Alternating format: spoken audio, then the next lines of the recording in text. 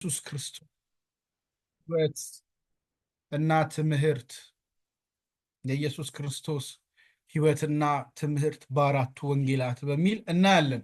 እንግዲህ ኢየሱስ ክርስቶስ የኢየሱስን ክርስቶስን ሕይወት ስናይ አገልግሎቱን ስናይ የምናነሳቸው ነገሮች አሉ። እነኚህን ነገሮች ልብ ብለን አንድ ሰው በአዲስ ኪዳን አማኝ ብለን የምንጠራው እነኚህን ነገሮች ሲያምን ነው። ልብ በሉ።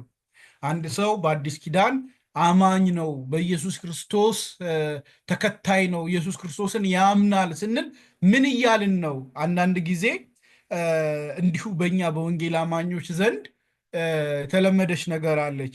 መዳን በኢየሱስ ነው የሚለውን ነገር ወይም ደግሞ አማላጃችን ኢየሱስ ነው የሚል ሐሳብ ላይ ብቻ እንንጠለጠልና ግን ይሄ ኢየሱስ ግን ስናምነው በሙሉነት አውቀነው ነው ወይ የምናምነው? አሁን ይሄ ጉዳይ የወገንተኝነት ጉዳይ አይደለም። እዚህ ሰፈር እዛ ሰፈር የማለት ደቀ መዛሙርቱ ባለፈው ማን ነበረ ወንጌላዊ ያሬድ ጥላሁን በመጣ ጊዜ አንድ ያነሳልን ነበር። ከሌላ ወገን ሆኖ ሲያወጡ አይተዋቸው ከኛ ስላልሆኑ ከለከልናቸው ያሉት ያነሳው ምሳሌ ታስታውሳላችሁ አይደል?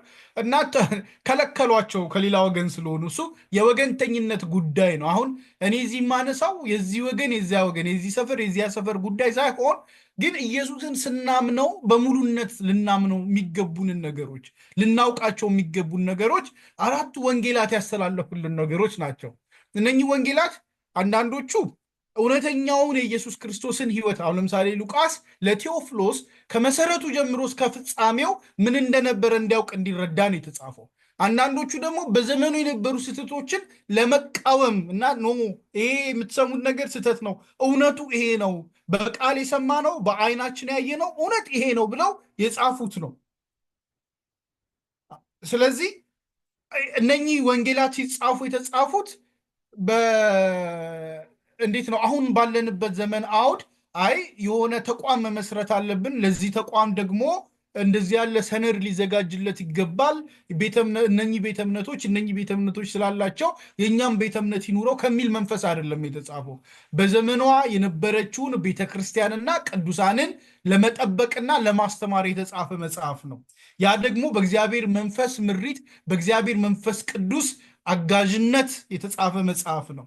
ስለዚህ በዚህ መጽሐፍ ውስጥ የተጻፈውን ሐሳብ ስናነብ አንድም ያመንነው ኢየሱስ ማን እንደሆነ እንድናውቅ፣ ሁለትም በዚህ በኢየሱስ ላይ የተነሱ የሐሰት ትምህርቶችን ለይተን እንድንጠነቀቅ እንዲረዳን ነው።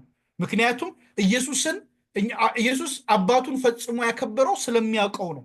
እኛም ደግሞ አውቀነው ሩጫችንን ጨርሰን የእምነቱን ገድል ሁሉ ተጋድለን ፈጽመን አከበርን የምንለው ሀዲዳችንን ካልሳትን ነው። ስለዚህ ሀዲዳችንን እንዳንስት ደግሞ ያመነውን ጌታ ልናውቀው ይገባናል። ስለዚህ ኢየሱስን የመተዋወቅ ስራ ነው ማለት ነው። ይሄ በእግዚአብሔር ቤት 30ም 40 ዓመትም ከመኖር ጋር የሚገናኝ ነገር አይደለም። ኢየሱስን መተዋወቅ የእኛ ወንጌል አማኞች የግል ጉዳይ ነው የምንለው። ስለዚህ ልብ በሉ።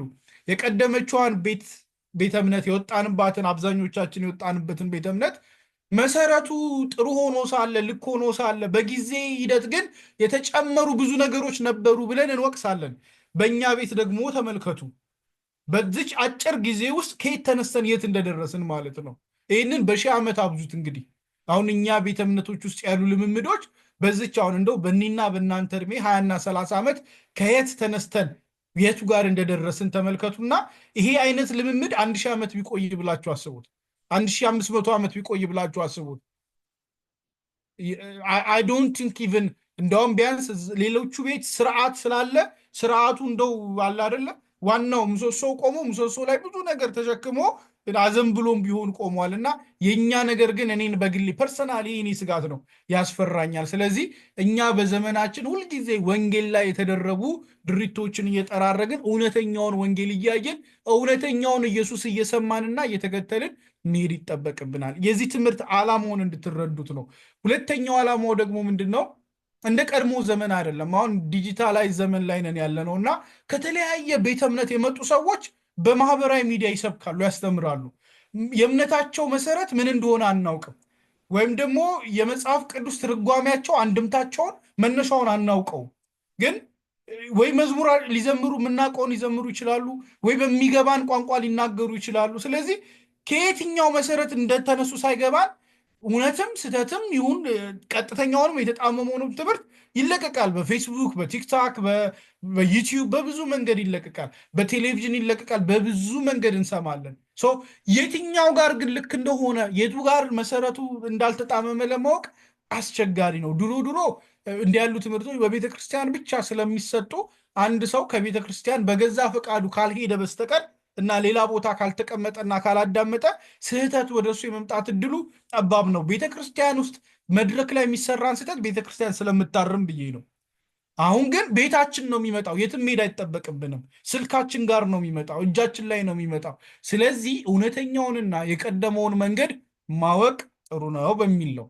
የኢየሱስ ሕይወት ውልደትና እድገት የመጀመሪያ ነገር ነው። ስለዚህ አንድ አማኝ አራቱን ወንጌላት የማቴዎስን፣ የማርቆስን፣ የሉቃስንና ዮሐንስን ወንጌል ካነበበ በኋላ ሊያምንና ሊያውቅ የሚገባው ነገር ኢየሱስ ክርስቶስ ከድንግል ማርያም በድንግልና ተወልዷል የሚለውን ነው። ከዛ በኋላ ፈርዘር ያለውን ትምህርት ተውት። ግን ኢየሱስ ክርስቶስ ግን ድንግል ከሆነች ከእመቤታችን ቅድስት ድንግል ማርያም ተወልዷል። የት? በቤተልሔም ተወልዷል። ለዚህ ማስረጃ ማቴዎስ 1 18 እስከ 5 ይነግረናል። ሉቃስ 2 ከ1 እስከ 20 ይህንን ያረጋግጥልናል።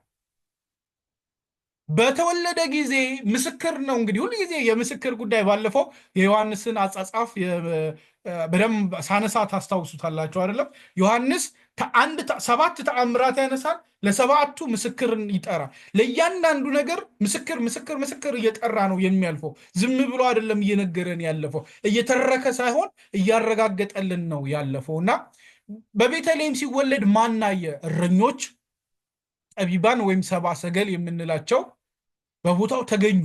ስለዚህ የኢየሱስ ክርስቶስ በቤተልሔም መወለድን ከዮሴፍና ከእመቤታችን ቅድስት ድንግል ማርያም ብቻ ሳይሆን በወቅቱ መላእክቶች መስክረውላቸው መጥተው ካዩት እረኞችና ከሩቅ ምስራቅ ከመጡት ጠቢባን ጭምር ምን አለ ማለት ነው? ማስረጃ አለ ማለት ነው። ስለዚህ ኢየሱስ በስጋ ተወልዷል ማለት ነው። ኢየሱስ ምን ብሏል? በስጋ ተወልዷል። መወለድ ብቻ አይደለም፣ በተወለደ ሰዓት ካደገ በኋላ ያመጣው ትምህርት አይደለም። እርሱ የእግዚአብሔር ልጅነት በተወለደ ሰዓት እንኳን መንፈስ ስለመሰከረ ምን አድርገዋል? መላእክቶች ለእረኞች ስለመሰከሩ መጥተው ምን ብለዋል? አይተውታል፣ ሰግደውለታል። ሰብአ ሰገል መጥተው ለንጉስና ለንጉስ የሚቀርብን ስጦታ ምን አድርገዋል? ስለዚህ የተወለደው ሕፃን ንጉስ ነው። ስጦታን መጥተው ምን አድርገውታል? አቅርበውለታል። ዕጣን ከርቤን ይዘው መጥተው ወርቅ ይዘው መጥተው ምን አድርገዋል? ሰጥተውታል፣ አክብረውታል። ስለዚህ ሲወለድ ጀምሮ ንጉስ የሆነ መፍትሄ የሆነ መድኃኒት የሆነ መገኘቱ በእረኞች በሰብአ ሰገል ወይም ጠቢባን በሚባሉት ተመስክሯል። አምልኮን ተቀብሏል። ከእንደገና ደግሞ በሄሮድስ የጥፋት ዘመቻ የተነሳ ወደ ግብፅ ሸሽቷል። ከእናቱና ከዮሴፍ ጋር ማለት ነው። ወደ ግብፅ ሸሽቷል። ይሄ የኢየሱስ የኛ የመዳናችን የፓዙ አካል ነው። ስለዚህ አንድ ሰው በኢየሱስ አምኖ ነው የሚድነው ስንል ሞቱን ብቻ አይደለም በስጋ መወለዱን ጭምር ነው የምናምነው። አሜን። ይህን ነገር በደንብ ልብ በሉ። ሞቱን ብቻ ሳይሆን በስጋ መወለዱን ጭምር ነው የምናምነው። በቤተልሔም መወለዱን፣ ሄሮድስ ሊያጠፋ ሲል ወደ ግብፅ መሸሹን፣ ከዛ ደግሞ ከግብፅ መመለሱን፣ ይሄ ሁሉ የእግዚአብሔር መለኮታዊ ጣልቃ ገብነትና በእርሱ ላይ የነበረውን ዓላማ ጭምር ስለሚያስረዳ ማለት ነው። ከእንደገና እንደዚህ ያሉ ታሪኮች አንዳንድ ጊዜ ለምንድን ነው የሚነሱት ይባላል። እንደዚህ ያሉ ታሪኮች የሚነሱት ለምንድን ነው? የታሪክ ማጣቀሻዎች ናቸው። የምናነሳው ነገር የታሪክ ማጣቀሻ የሚያስፈልገው ለምንድን ነው? ለምሳሌ ምንም ከእምነት ውጭ የሆነና በአእምሮ የሚመላለስ ሰው በዛ ዘመን ስለተፈጸመውን ለምሳሌ እነኝን ነገሮች በዛ ዘመን ሄሮድስ የሚባል ንጉስ ነበረ ወይ ብሎ ታሪክ አስሶ ሊያገኝ ይችላል። በዛ ዘመን ስለነበረ ስለ ሕፃናት ግድያ ሊያጠና ይችላል። ስለዚህ መጽሐፉን አራቱን ወንጌል ሲጽፉ በወቅቱ የነበሩ የታሪክ እውነቶችን የሚጽፉት ለምንድን ነው? አሁን ከሺህ ዘመናት በኋላ እኛን አታስቡ። በሰዓቱ የተጻፈላቸው ሰዎች ግን ያንን ታሪክ ማጣቀስ ይችላሉ። እንዴ ሄሮድስ ሕፃናትን ሊፈጅ ተነስቷል እንደሚለውን ታሪክ የአንድ ሰው ዕድሜ ነው በእነሱ ጊዜ ማለት ነው። ጠይቀው መቼስ ከ3000 በላይ ሕፃናት የተጨፈጨፉበትን ታሪክ በ30 እና 40 ዓመት ውስጥ ተጠይቆ አይጠፋም አይደል? አይረሳም። እንዴ እኮ በዚህ ጊዜ እንደዚህ ነው። አሁን እኛ ባለፈው እንደውም ሳነሳ ምንድን ነው የአይሁድ እልቂት የተፈጸመበት 80ኛ ዓመት ብያችሁ አንስቼላችሁ ነበር አይደለም? አሁን እንግዲህ ከ80 ዓመት በኋላ ሆሎኮስቱን አስበን እንዘክራለን። ስለዚህ እነኚህ ህፃናት ሞት 30 እና 40 ዓመት ውስጥ የሚረሳ ነገር አይደለም። ስለዚህ ሲጽፉት እንደዚህ ያሉ የታሪክ ማጣቀሻዎች መቀመጣቸው በዘመኑ የተጻፈላቸው ሰዎች ስለተጻፈው ነገር ጊዜና ጊዜ ቅደም ተከተል የታሪክ ማጣቀሻ ጭምር እየተሰጠ ነው። ከዛ በኋላ በናዝሬት አደገ። ለዛም ነው እኛ ስንጸልይ የናዝሬቱ ኢየሱስ እያልን የምንጠራው ማለት ነው። በናዝሬት አደገ። እቺ በናዝሬት ማደግ ግን ለብዙ ፈሪሳውያን መሰናከል ሆነች። ምክንያቱም በናዝሬት አደገ እንጂ በናዝሬት ተወለደ አላለም። የተወለደው የት ነው? ቤተልሔም ነው። እነሱ ግን ከናዝሬት ነቢይ እንደማይወጣ መርምረህ ተረዳ ብሎ ኒቆዲሞስን የነገሩትን ታስታውሳላችሁ። እርግጥ ነው መጽሐፍት እንደዛ አይሉም፣ ከናዝሬት ነቢይ ይወጣል አይሉም። ግን ከናዝሬት ይወለዳል ነው እንጂ ናዝሬት ውስጥ ሊያድግ ይችላል ወይም አይችልም የሚል አልነበረም አርጊመንቱ። በእነሱ መረዳት ናዝሬት ይወለዳል አይወለድም ነው። ናዝሬት የነቢያት የሚወጡባት ሀገር አይደለችም። ነገር ግን ኢየሱስ የተወለደው የት ነው? ቤተልሔም ነው። ያደገው ነው በናዝሬት። እንዲሁም ደግሞ በጥበብና በሞገስ አደገ። ይሄ ኢየሱስን ምትሃታዊ በሆነ መንገድ እንዲህ በብልጭታ ምናምን አይደለም ያደገው። እንደ ማንኛውም ሕፃን ልጅ እንደሚያድገው እየበላ እየጠጣ እየተጫወተ። ይሄ ለሌሎች ቤተ እምነቶች ሄዴክ ራስ ምታት ነው።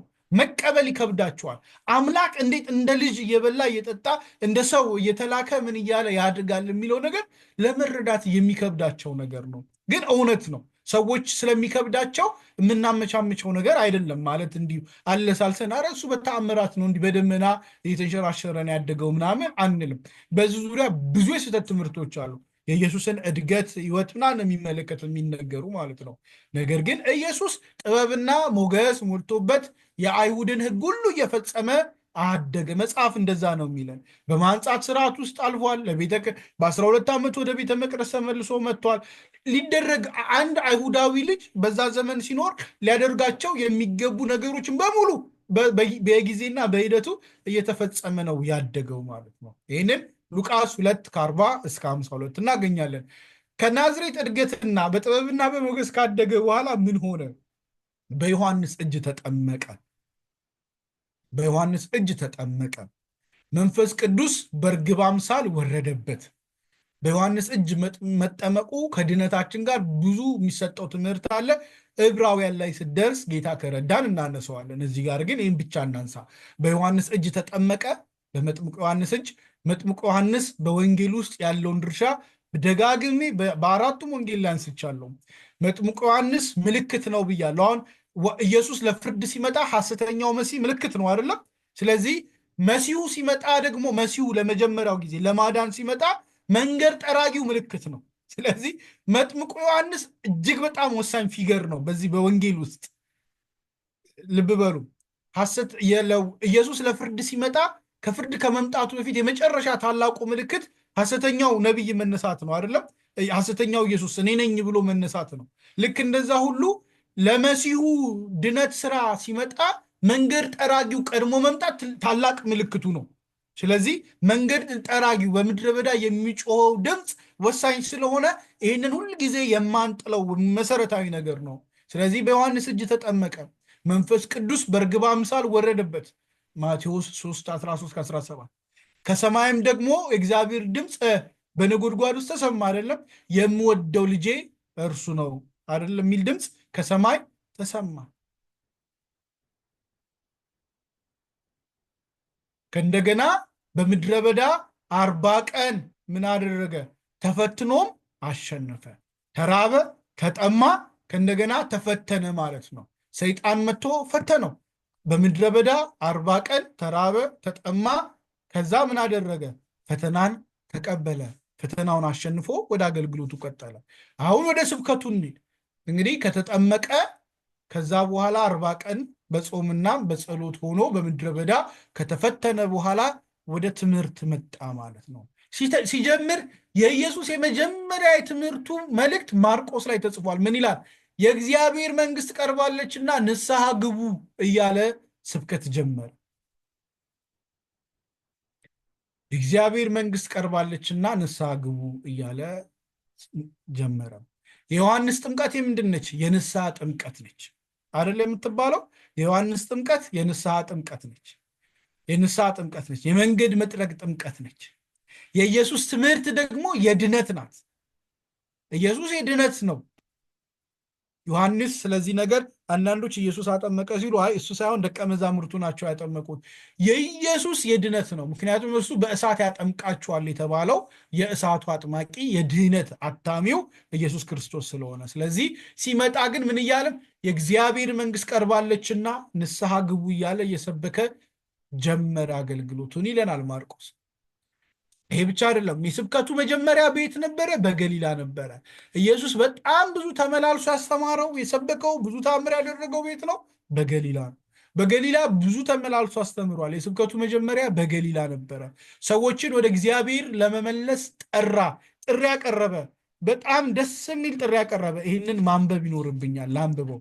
ባለፈውም አንስቼዋለሁ ግን ለማስታወስ ያክል በአዲሱ መደበኛ ትርጉም አንደኛ የማርቆስ ማርቆስ 1 ከ14 እስከ 15 ያለውን ላንብብላችሁ። እንደዚህ ይላል።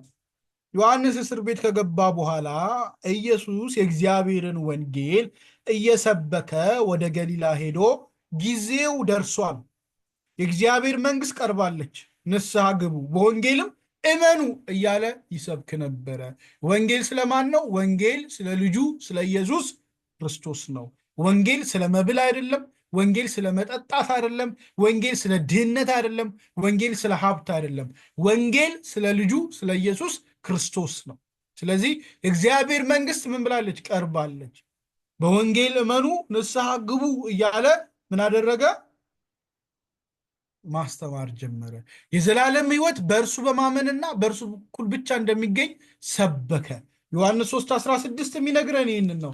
በእርሱ የሚያምን የዘላለም ሕይወት እንዲኖረው እንጂ እንዳይጠፋ አንድያ ልጁን እስኪሰጥ ድረስ ዓለሙን ሁሉ እንዲሁ ምን ብሏል? ወዷልና የተባለው ማለት ነው። ቃል በቃል ለማንበብ ያክል ዮሐንስ 3:16 ላይ በእርሱ የሚያምን፣ በአዲሱ መደበኛ ትርጉም ነው የማነበው፣ ሁሉ የዘላለም ሕይወት እንዲኖረው እንጂ እንዳይጠፋ እግዚአብሔር አንድያ ልጁን እስከ መስጠት ድረስ ዓለሙን እንዲሁ ወዷልና ይላል። ስለዚህ እግዚአብሔር ልጁን ወደ ዓለም የላከው በዓለም ለመፍረድ ሳይሆን ዓለምን በእርሱ ለማዳን ነው። ስለዚህ ኢየሱስ በእኔ መኑ፣ በዘላለም ሕይወት በእኔ በኩል ታገኛላችሁ፣ በእኔ በቀር ወደ አብ ሊወጣ የሚችል የለም፣ ዮሐንስ 14ም እሱን ነው የሚነግረን ብሎ ሰበከ ማለት ነው። ስለዚህ በማን ዘመን? በሄሮድስ ዘመን ተወለደ፣ በቤተልሔም ተወለደ፣ በእረኞችና በሰብአ ሰገል ስግደትና ስጦታን ተቀበለ። ከዛ ከሄሮድስ ወደ ግብፅ ሸሸ፣ ከግብፅ ተመለሰ፣ በናዝሬት አደገ፣ ሞገስና ጥበብ ተሞልቶ አደገ። ከዛ በመጥምቁ ዮሐንስ እጅ በገሊላ ባህር ተጠመቀ፣ ወደ ምድረ በዳ ወጣ፣ ተራበ፣ ተጠማ፣ ተፈተነ። ከዛ ተመልሶ የእግዚአብሔር መንግስት ቀርባለችና ንስሐ ግቡ እያለ ስብከት ጀመረ። የመዳኛው መንገድ ወደ አብ መቅረቢያው መንገድ በእርሱ በኩል እንደሆነ አስተማረ። ይሄ ዋናው ትምህርቱ ነው። ዋናው ትምህርቱ ነው። በዚህ ውስጥ ግን ስለ ጽድቅ አስተምሯል። ስለ ኩነኔ፣ ስለ መልካም ነገር፣ ለሰዎች በዛ ዘመን ሊያውቋቸው ስለሚገቧቸው በርካታ ነገሮች አስተምሯል። ከነኚህ ካስተማራቸው ትምህርቶች ውስጥ የተራራው ስብከትና ምሳሌዎች በዋነኛነት የሚጠቀሱ ናቸው። ስለ ጽድቅ አስተማረ፣ ስለ ፍቅር አስተማረ፣ ስለ እምነት ሰበከ። ማቴዎስ 5-7 የተራራው ስብከት እንግዲህ በጣም ግዙፍ ከሚባሉ ትምህርቶች ከሚወሰዱት ማለት ነው። ሌላኛው ምሳሌዎችን በማቅረብ እንዴት አስተማረ? ምሳሌዎችን እየሰጠ በምሳሌ አስተማራቸው። ስለ ደጉ ሳምራዊን ምሳሌ ልናነሳው እንችላለን። የጠፋው ልጅ ታሪክ በምሳሌነት ልናነሳው እንችላለን። ሉቃስ ላይ ከ10:25-37 የመጀመሪያ፣ ሉቃስ 15:11 ጀምሮ እስከ 32 ታገኛላችሁ፣ ቀጣዩን ማለት ነው። ሌላኛው ድንቅ ስራዎችን በመስራት ያስተማረውን አሁን የእግዚአብሔር መንግስት ቀርባለችና ንስሐ ግቡ አይደለም። ዮሐንስ ትዝ ካላችሁ ይመጣል የተባለው አንተ ነህ ወይስ ሌላ እንጠብቅ ሲል የመለሰለት መልስ ምንድን ነው? ለደቀ መዛሙርቱ ወንጌሉና ለዮሐንስ እንዲህ ብላችሁ ንገሩት፣ ወንጌል በኃይል ይሰበካል፣ አንካሶች ይዘላሉ አይደለም፣ እውሮች ያያሉ፣ ድውዮች ይፈወሳሉ፣ ደንጎሮች ይሰማሉ ብሎ ነው የተናገረው። ስለዚህ የኢየሱስ መሲሁ መሆንና መምጣት ድንቅ ስራዎቹ ብቻቸውን አይደለም ይላችሁ። አሁን አሁን መተተኛና አስማተኛ የሚያደርገውን ድንቅ ስራ አይደለም፣ እስካሁን የተናገርኳቸውን ጨምሮ ድንቅ ስራዎቹ ሲደመሩ ማለት ነው ያ መሲሁ ኢየሱስ እንደሆነ የሚገልጡ ናቸው። የታመሙትን ይፈውስ ነበር፣ አጋንንትን ያስወጣ ነበረ፣ ሙታንን ያስነሳ ነበረ። እንደውም በዘመኑ የነበሩ ሰዎች አይተው እንዴ ከነቢያት መካከል እንደዚህ ያደረገ ማን አለ? በኤልያስ ወይ ዮሐንስ ከሞት ተነስቷል፣ አሊያም ደግሞ ኤልያስ መጥቶ በዙ መካከል ተገልጧል ብለው እስኪያስቡ። ምክንያቱም በስጋ ወደ ሰማይ ያረገ የሚያውቁት ነቢይ ኤልያስ ነው። እንዲሁም ደግሞ እልክላችኋለሁ የተባለው ኤልያስን ነው። ኤልያስ ወይ ከነቢያት መካከል አንዱ መጥቷል፣ ወይ ኤልያስ ነው ወይም ደግሞ ዮሐንስ ከሞት ተነስቷል ብለው ግራ እስኪጋቡ ድረስ ከእንደገና ደግሞ በእርግጥ ሐሰተኛ ከሆነ በሞት ላይ በአጋንንት ላይ በሕመም ላይ እንዲህ ያለ ስልጣን ከወዴት አገኘ ብለው ጥያቄን ያነሱ ነበረ። ስለዚህ ኢየሱስ ከህይወቱ ከትምህርቱ ባሻገር ድንቅ ስራዎቹና ተአምራቱ ማንነቱን ገላጮች ነበሩ። በውሃ ላይ መራመዱ፣ በሺዎች የሚቆጠሩ ሰዎችን መመገቡ፣ እነኚህ ሁሉ የኢየሱስን መለኮትነት አምላክ ልጅነት ለመግለጥና ኢየሱስን ለማጉላት የተሰሩ ነገሮች ናቸው። የእግዚአብሔር ልጅነቱ ከአብ ጋር ያለውን አንድነት አስተማረ። እኔና አብ አንድ ነን አለ። እንዳውም ብዙ ጊዜ ዮሐንስ ወንጌል ላይ ሊወግሩት በመጡ ጊዜ ይቅርታ ስለ የትኛው መልካም ስራ ትወግሩኛላችሁ ይላቸዋል። እኛ ስለ መልካም ስራ አይደለም የምንወግር፣ ግን አንተ ሰው ሆነ ሳለ ራስን ከእግዚአብሔር ጋር ልታስተካከል በመሞከር ነው። ሌላ ጊዜ ደግሞ ኃጢአት የተሰረየችልህ አለ። ከአንዱ ከእግዚአብሔር በስተቀር ኃጢአትን ይቅር ሊል የሚችል ማንም የለም፣ እንዴት ያለ ድፍረት ነው አንተ ሰው የምታደርገው ብለው ግራ ተጋቡ። ስለዚህ ኢየሱስ እኔና አብ አንድ ነን። ዮሐንስ 14 ላይም ይጠይቁታል አይደለም፣ መጥተው አብን አሳየንና ይበቃል ይሉታል። አብን አሳየን ይበቃል። አይ እኔንን እስካሁን በመካከላችሁ ስኖር አታውቁኝም? አታውቁትም እኮ አይደለም፣ እስካሁን በመካከላችሁ ስኖር አታውቁኝም እንዴ ነው ያለው። እስካሁን በመካከላችሁ ስኖር አታውቁኝም? ቶማስ ነው የጠየቀው። ኢየሱስም እንዲያለው ቁጥር 6 ዮሐንስ 14:6 በአዲሱ መደበኛ ትርጉም መንገዱ እኔ ነኝ፣ እውነትና ሕይወትም እኔው ነኝ፣ በእኔ በኩል ካልሆነ በቀር ወደ አብ የሚመጣ የለም። እኔን ብታውቁኝ ኖሮ አባቴንም ባወቃችሁት ነበር፣ ከአሁን ጀምሮ ግን ታውቁታላችሁ፣ አይታችሁትማል። ፊልጶስ ጠየቀው። ምን አለው? መጀመሪያ ለቶማስ ጥያቄ ነው፣ ወዴት እንደምንሄድ አታውቅም ለሚለው። ከዛ ፊልጶስ ጌታ ሆይ አብን አሳየንና ይበቃናል አለው። ኢየሱስም አንተ ፊልጶስ ሆይ ይህን ያህል ጊዜ ከእናንተ ጋር ስኖር አታውቀኝምን? እኔን ያየ አብን አይቷል፣ እንዴትስ አብን አሳየን ትላለህ ብሎ መለሰ ማለት ነው። እሱና አብ ስላላቸው አንድነት ተናገረ። ሞቱንና ትንሣኤውን ተነበየ። እንደሚሞት የሰው ልጅ እንደሚሞት ከዛ ከ3 ቀን በኋላ ደግሞ እንደሚነሳ በብዙ ምሳሌ ነገራቸው። ማስተዋል ሳይችሉ ቀሩ እንጂ 4ቱም ወንጌላት ይህንን ነገር ይነግሩናል። ከዛ ስለ መስቀሉ ሞት ይሄዳሉ። የመስቀሉ ሞት ጋር ስንመጣ ሁልጊዜ የምናገኘው በ4ቱም ወንጌላት መጀመሪያው መከዳቱን እናገኛለን እና መታሰሩን ይሁዳ አሳልፎ እንደሰጠው እናገኛለን። ከዛ በጌቴሰማኒ በእርሻው በአትክልቱ ስፍራ እንደተያዘ እናገኛለን። ከዛ በኋላ ለምርመራና ለፍርድ እንደቀረበ በሳንሃድሪን ወይም ደግሞ በአይሁድ ሸንጎ ፍርድ ቤት በሐሰት መከሰሱ፣ ይሄ ራሱን መቅደሱን አፍርሼ በ3 ቀን እሰራዋለሁ አለ፣ ንጉሥ ነኝ አለ፣ ከሄሮድስ በቀር ሌላኛ ከቄሳር በቀር ሌላ ንጉሥ የለንም ያሉበት ማለት ነው። ከእንደገና እሱን ራሱን ከአብ ጋር አስተካከለ እያሉ ሌሎች ነገሮች ደግሞ ጨምረው የሐሰት ክስ ጨምረው ይዘው መጡ ማለት ነው። ከዛ በጲላጦስ አስተዳደር በህዝቡ ፍርድ ተሰቀለ። ጲላጦስ ወጥቶ እንድፈታላቸው ካህናቱን ብቻ አለ። ካህናቱ ሸንጓ ቀረቡ፣ ህዝቡን ቀሰቀሱ። ግን ህዝቡ ደግሞ በርባንን ልፍታላችሁ ወይስ ሲላቸው እነሱ በርባንን ልቀቀው፣ ኢየሱስን ግን ስቀለው ብለው ጮሁ። ስቀለው ስቀለው እያሉ በታላቅ ድምፅ ካልሰቀልከው እኔ በደል አላገኘሁበትም ሲል አንተ ከዚህ በኋላ የቄሳር ወዳጅ አይደለህም ብለው ጭራሽ አቀሳሰሩ ማለት አያያዙት ከቄሳር ጋር ማለት ነው። ስለዚህ በጲላጦስ አስተዳደር ጲላጦስ እንደምትፈልጉት አድርጉ ብሎ አሳልፎ ሰጠው። ስለዚህ ይሄ በእምነት መግለጫ ውስጥም የተካተተ ነገር ነው። በጴንጤናዊው ጲላጦስ ዘመን ምን የተደረገ የተገረፈ፣ ከዛ ደግሞ አተላልፎ የተሰጠ፣ ከዛ ደግሞ በተሰቀለ በኢየሱስ ክርስቶስ እናምናለን የምንለው ይህንን ነው።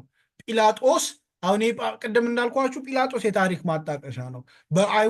በይሁዳ አውራጃ ላይ ጲላጦስ የሚባል አስተዳደር ወይም ፓሊት የሚባል አስተዳደር ሮም ነበራቸው ወይ ብሎ ከታሪክ ያጣቅሳሉ ማለት ነው። ይህ የተጻፈላቸው ሰዎች በዘመኑ ኦኬ ጲላጦስ እንትን መቼ ነው ጲላጦስ ሮም የነበረው? ይሄ ነገር እውነት ነው እንዴ?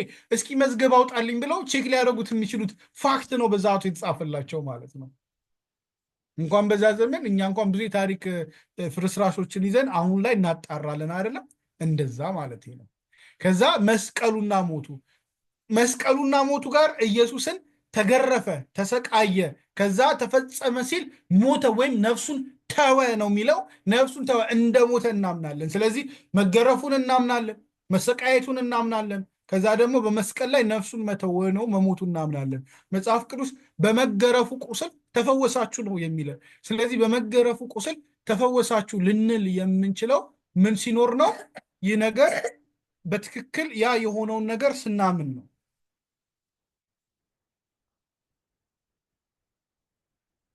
ይቅርታ።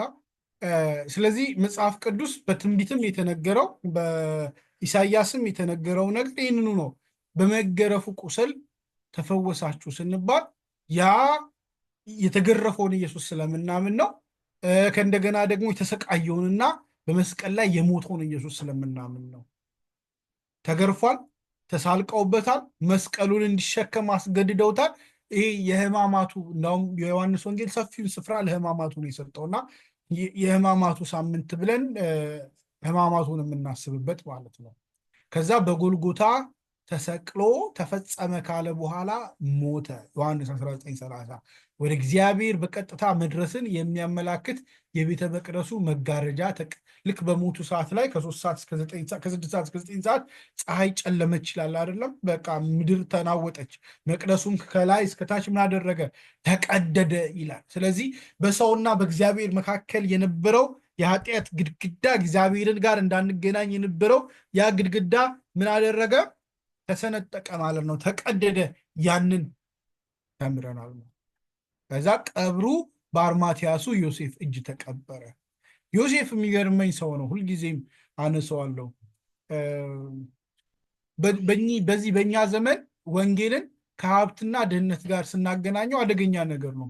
ኢየሱስን ድሆች ቀርበውታል፣ ከድሆች ጋር ቀርቧል፣ አስተምሯል። ሀብታሞችም ባለጠጎችም ግን አብረውት ነበሩ፣ አብረውት አገልግለዋል። ከባለጠጎች መካከል አንዱ የአርማትያሱ ዮሴፍ ነው። ከባለጠጎች መካከል በዋነኛ ጊዜ ሰው ሁሉ በተበተነበት ደቀ መዛሙርት እንኳን በሸሹበት ሰዓት ላይ ዋጋ ከፍሎ ከመስቀል አውርዶ የሚገባውን ነገር አድርጎ ገንዞ አጥቦ መቅበር። ይሄ እኮ ቀላል ነገር አይደለም። ይህ በጣም ታላቅ እኮ አገልግሎት ነው። ማርያም በእግሩ ላይ ሽቶን ሰብራ ስታለቅስና በፀጉሯ ስታብስ ይህ እኮ ለመቃብር ያደረገች ነው እኮ ያለው አይደለም። ምክንያቱም በእነሱ በአይሁድ ልማድ ሰው ሲሞት ሽቱ ይቀባል። አሁን በእኛ ሀገርም በባህላችን ሰው ሲሞት አስክሬን ይታጠባል አይደለም? ይታጠባል። እንዲያውም ማዘጋጀት ነው የሚባለው አይደለም? ይዘጋጃል። ዝም ብሎ አይደለም። ሰዎች ነን። ልዩ የሚያደርገን ነገር አንዱ እኛ የልደት ሴሪሞኒ እንዳለን ሁሉ የቀብር ስርዓት አለን። ይህ ዝም ብሎ የመጣ ነገር አለ። እግዚአብሔር ነው በነገራችን ላይ ይሰጠን። ከግብፅ ምድር ሲወጡ ታገኙታላችሁ። ዘሌዋ ስርዓት የሰጣቸው እግዚአብሔር ነው። በድኖቻቸውን እንዴት መቅበር እንዳለባቸው፣ ምን ማድረግ እንዳለባቸው የነገራቸው እግዚአብሔር ነው። እኛ ደግሞ በህይወት ዘመናችንም ደግሞ ብዙ ያዳበርናቸው ነገሮች አሉ። ስለዚህ ይህ አንድ ሰው ክቡር ነው። ሰው ልዩ የሚያደርገው ነገር መካከል አንዱ በድኑን እንደሌሎች አውሬዎች ሜዳ አይደለም የሚጥለው፣ በአግባቡ በጣም አክብሮ ነው የሚቀብረው። ይሄ በዚህም ሰዓት ላይ የተገኘው የአርማትያስ ዮሴፍ ባለጸጋ ነው። ስለዚህ ወንጌል የድህነትም የሀብትም ጉዳይ አይደለም። ወንጌል ህይወትን አሳልፎ ለክርስቶስ የመስጠትና ይሄ አሁን የምናወራውን የተወለደ የበላ የጠጣ ያደገ የተገረፈ የተጠማ የተራበ የተሰቃየ ከእንደገና በመስቀል ላይ የሞተ ከዛ ደግሞ የተቀበረ ከዛ ደግሞ የተነሳ ኢየሱስን የማመን የማወቅ የመከተል ጉዳይ ነው። ከምንም ከሀብት ከባለቅና ከድህነት ጋር የሚገናኝ አይደለም። ድሆችም አገልግለውታል፣ ባለጠጎችም አገልግለውታል ለማለት ነው። ከዛ በአርማትያሱ ዮሴፍ እጅ ምስክር ነው ማለት ነው። ኒቆዲሞስና እሱ ሁለቱ ታላቅ ነገር አደረጉ ማለት ነው። ከዛ ሮማውያን ጠባቂዎች መቃብሩን አሸጉት፣ ጠበቁ ማለት ነው። ትንሣኤና እርገቱ ጋር ስንመጣ ሴቶች ወደ መቃብሩ ሄዱ። መቃብሩን ባዶ ሆኖ አገኙት። ይህንን አንድ ጊዜ አጋርቻችኋለሁ አይደለም? አራቱ ማርያሞች የሚል ጽሑፍ አጋርቻችሁ ነበረ። በርከት ብለው ሰብሰብ ብለው በጣም ዋነኛዋ ከኢየሱስ ትንሣኤ ጋር በተለይ በጣም አሶሼት የምትደረገው መግደላዊት ማርያም፣ መጀመሪያ የተገለጠላት ማርያም ማለት ነው። አጥብቃ የፈለገችው ማርያም እና መነሳቱን ማን መሰከረ? አንደኛ መላእክቶች ገለጹ።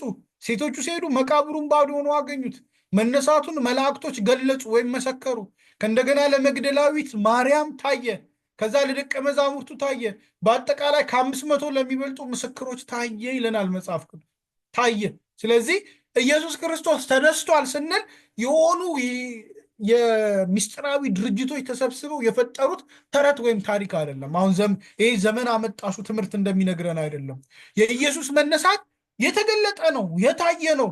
በነገራችን ላይ ሲያርግም እያዩት ነው ማለት እንዲህ ተደብቆ በቃቻው ነገ ነው የማድርገው ብሎ ሳያዩት አይደለም። ሲሄድ ከፍ ከፍ ሲል እያዩት ነው እኮ አይደለ? መላእክት መጥተው ወደ ላይ እያያችሁ ምን እየጠበቃችሁ ቆማችኋል? አሁን ሲሄድ ያያችሁት ደግሞ ተመልሶ ምን ይላል? ይመጣል ብሎ ምስክርነት ይሲ መሄዱ በሰዎችም በመላእክትም ተመስክሯል ማለት ነው።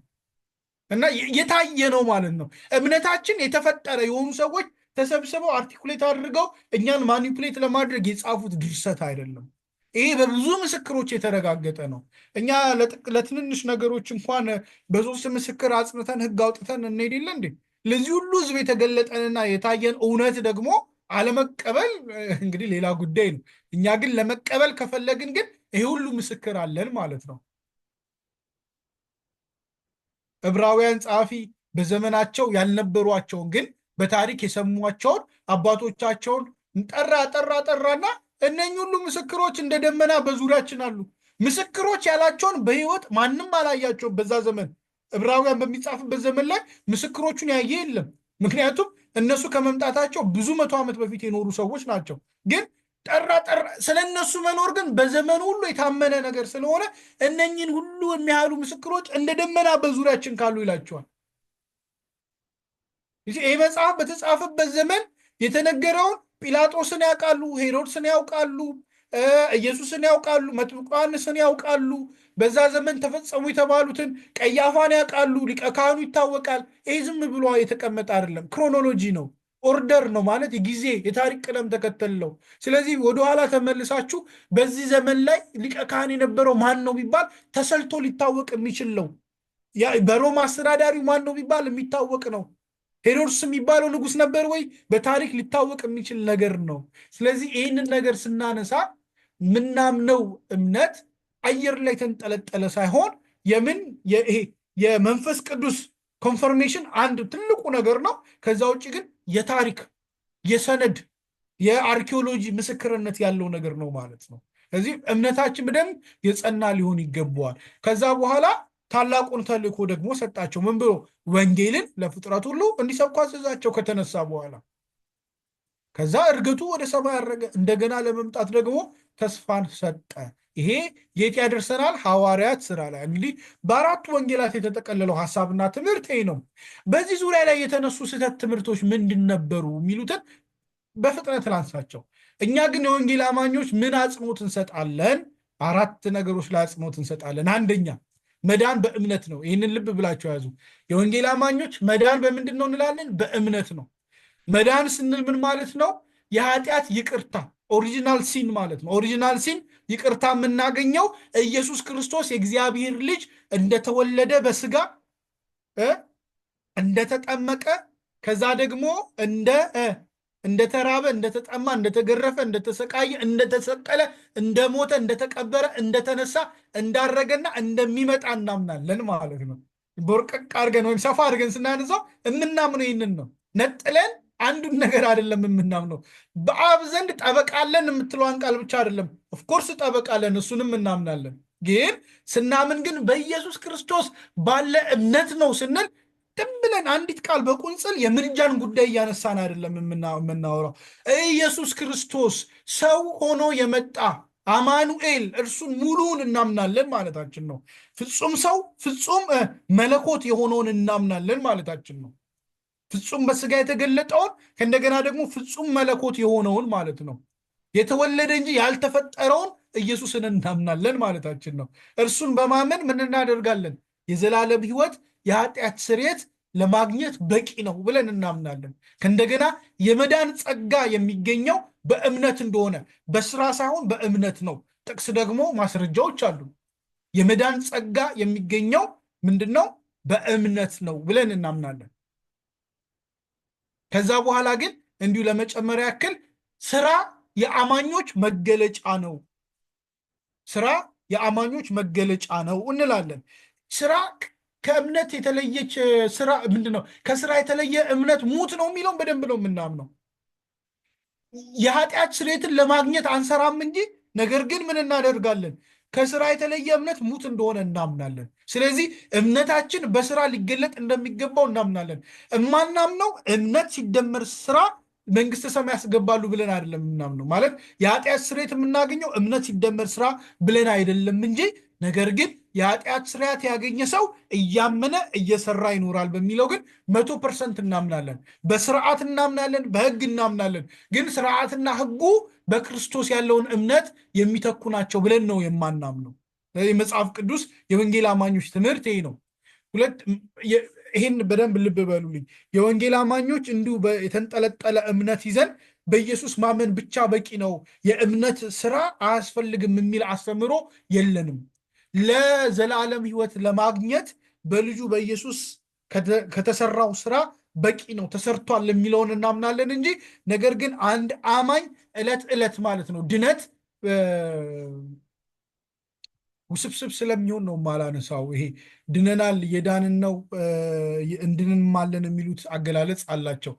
ሀሳቡን ልቶ ግን በአጭር አማርኛ ሴቭድ ሲነርስ እንባላለን አይደለ? በአንዳንድ አገላለጽ ላይ ሴቭድ ሲነር የዳኑ ኃጢአተኞች ማለት ከዘላለም ኩነኔ ከሞት ኩነኔ በክርስቶስ የመስቀል ስራ ድነናል። ግን ደግሞ ዕለት ዕለት ላለብንም ኃጢአት ያም የመስቀሉ ስራ በቂ ነው፣ ተከፍሎልናል። ግን ደግሞ እኛ ደግሞ ስጋችንን ምን እያደረግን ለክርስቶስ እያስገዛን መኖር ይጠበቅብናል። እዛ ጋር ስራ አይነተኛ ሚናን ይጫወታል ማለት ነው። ስለዚህ ራስን በመግዛት የመንፈስን ፍሬ እያፈራን እስከ ወደ ጌታ እስክንሄድ ወይ እስኪመጣ ድረስ እምነታችንን እንገልጣለን። የቅዱሳት መጽሐፍትን ስልጣን እናምናለን። መጽሐፍ ቅዱስ በመንፈስ ቅዱስ መሪነት የተጻፈ የእግዚአብሔር ቃል ነው ብለን እናምናለን። አሁን ይህንን የማያምናለን ብላችሁ ታስባላችሁ? አሉ፣ ብዙ አሉ። ለእነኛም ሰዎች ሐዋርያት ሁሉ ምላሽ ሰጥተዋል።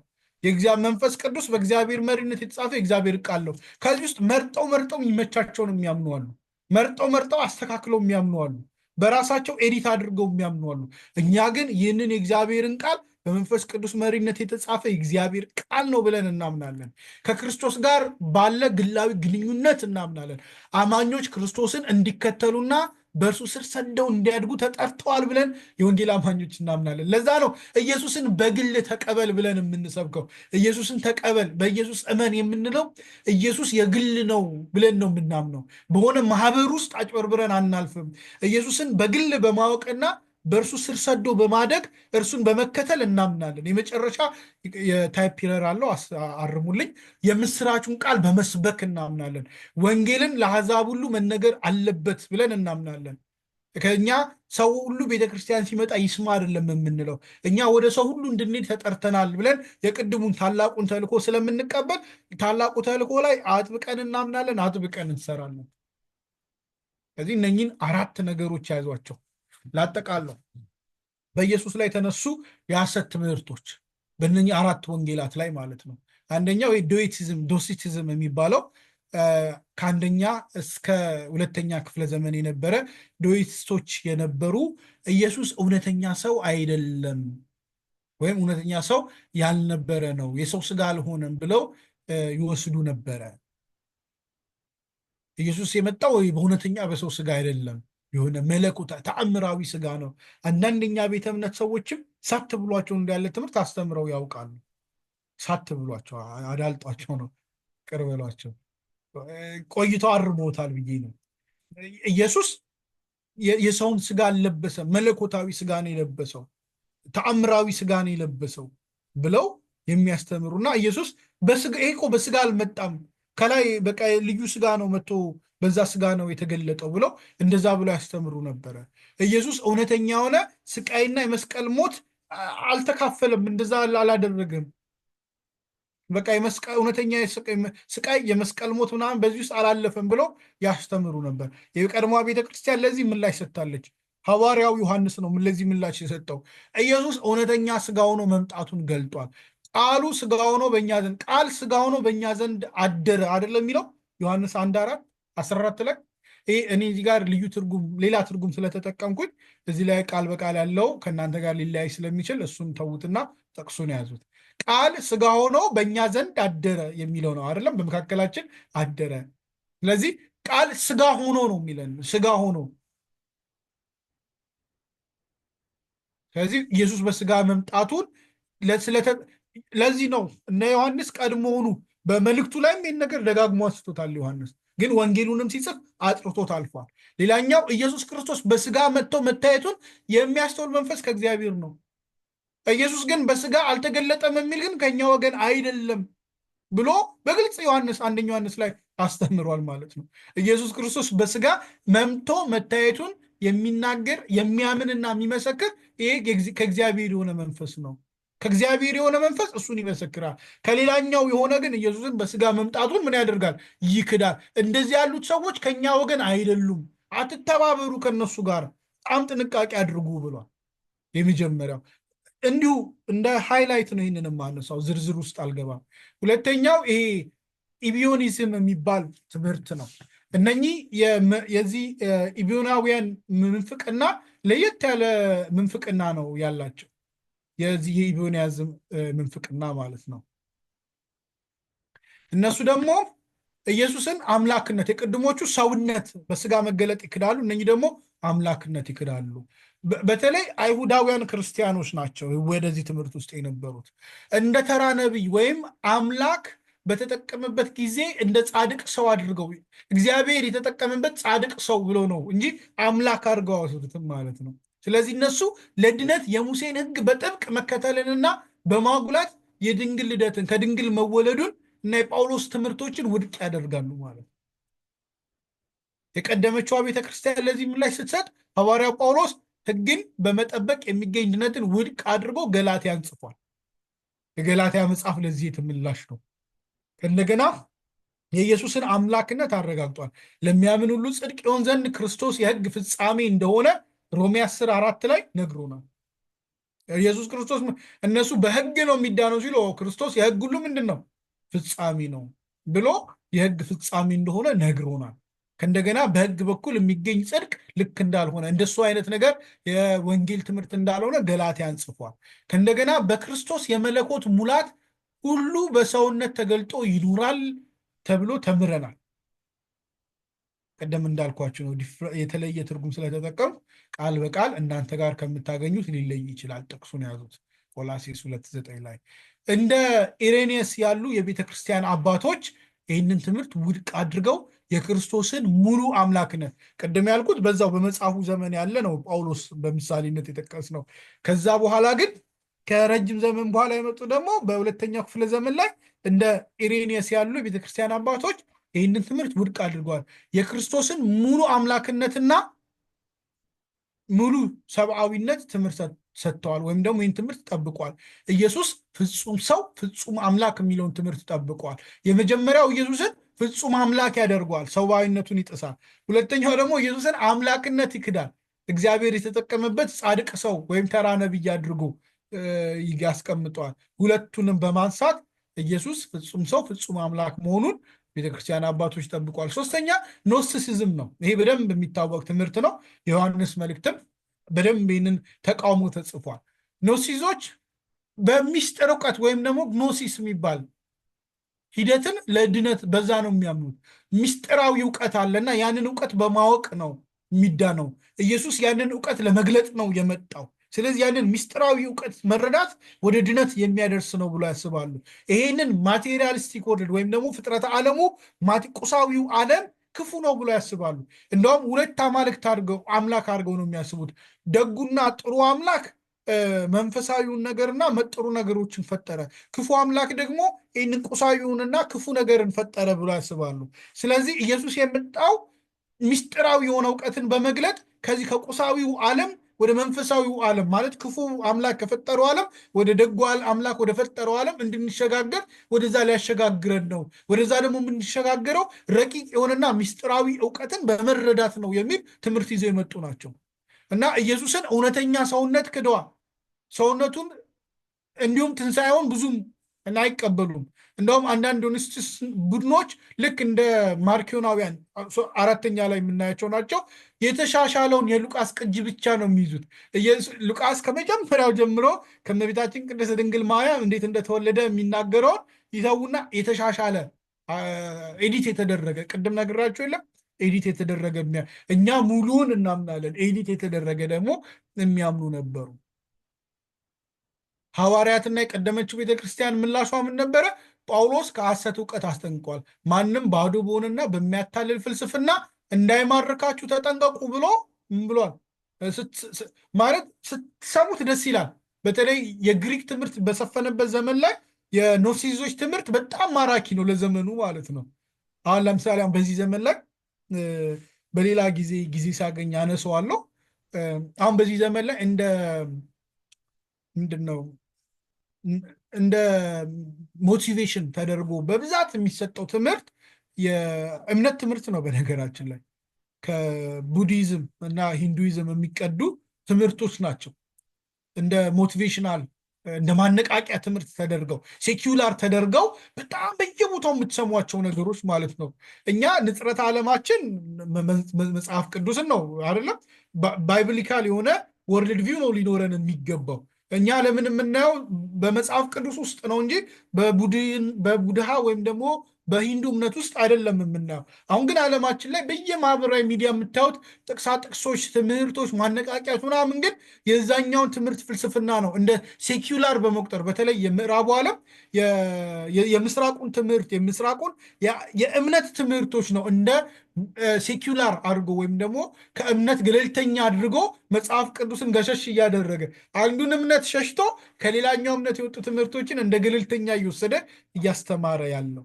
ለአእምሮ ይመቻሉ እነኛ ትምህርቶች ስትሰሟቸው ደስ ይላሉ። አሁን በዚህ ዘመን ቸርችም እኮ ገብቷል። አሁን የማነቃቂያ ትምህርቶች ስትሰሙ ደስ አይሉም እኮ ቡስት ያደርጋሉ ስሜት።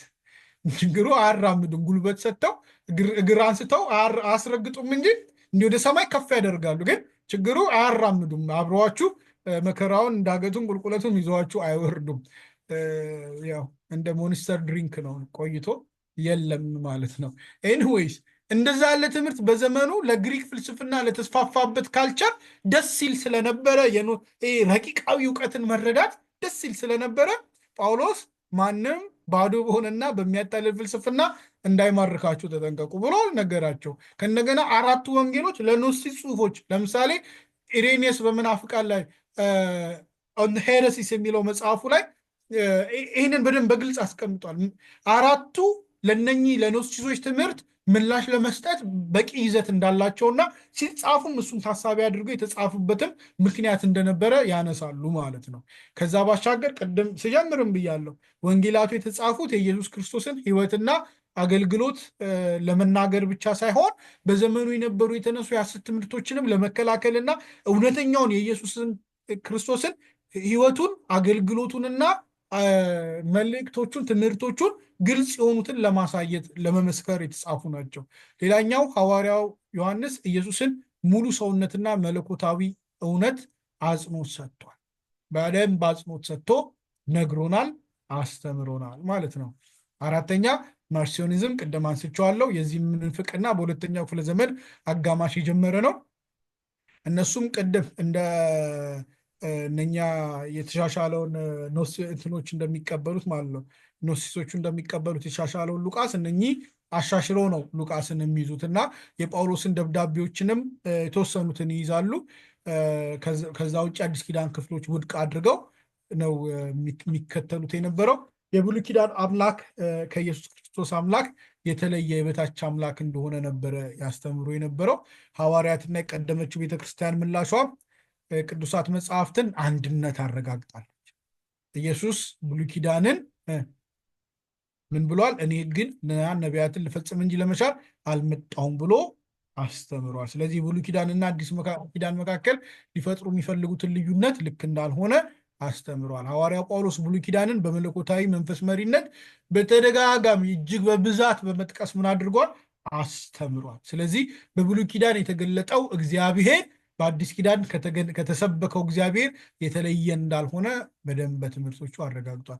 የቤተክርስቲያን አባቶች ለምሳሌ ተርቱሊያንና ኢሬኒየስ የዚህን ትምህርት ተቃውመው የቅዱሳት መጽሐፍት ቀኖና እንዲመሰረቱ ረድተዋል። በመጀመሪያዋ ቤተክርስቲያን ፈርስት እና ሰከንድ ሴንቸሪ ኤዲ ላይ የነበረች ቤተክርስቲያን የእምነት እንትኗን መግለጫዋን ክሪድ ስትሰራ እነኝን ነገሮች ጭምር ለማራቅና ለማስጠንቀቅ ተጽፋለች። ሌላኛው ለብዙዎቻችን ለኢትዮጵያውያን ዝነኛ የሆነው አርዮሳዊነት ነው። አርዮስ በእኛ ሀገር እንደውም አሁን አርዮስ ከክፋት ጋር ሁሉ ነው የሚያያዘው አለ። ይህ አርዮስ ሲባል የሆነ ክፉ እያልን ነው የምናስበው። አርዮስ መናፍቅ ነው፣ በጣም ትልቁ መናፍቅ ተደርጎ ነው የሚወሰደው። እንደውም በግዕዝ ውግዝ ከማሪዮስ ይባላል አይደለም፣ እንደ አርዮስ የተወገዘ ይሁን ይባላል። አንድ ሰው እንደዛ ያለ ውግዘት ዝም ብሎ አይሰጥም።